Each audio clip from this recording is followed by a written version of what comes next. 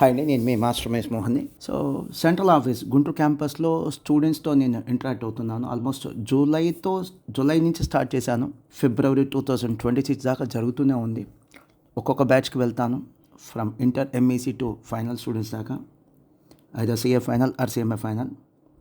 Almost batch యొక్క నీడ్ని బట్టి వాళ్ళకి ఎంత మనం కౌన్సిలింగ్ ఇవ్వాలి, ఎంత మెంటారింగ్ ఇవ్వాలి, ఎంత గైడెన్స్ ఇవ్వాలి, దాన్ని బట్టి 1.5 అవర్ నుంచి 2.5 అవర్స్ దాకా నేను పిల్లలతో డైరెక్ట్గా 1-to-1 ఇంటరాక్ట్ అవుతాను.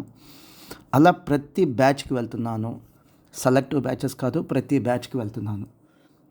మ్యాక్సిమం 4-5 బ్యాచెస్కి టైం టేబుల్ అడ్జస్ట్ అవ్వక వెళ్ళలేదు, కానీ మీ రిమైనింగ్ బ్యాచెస్ మొత్తం వెళ్ళాను. అంటే 95% బ్యాచెస్కి వెళ్ళాను.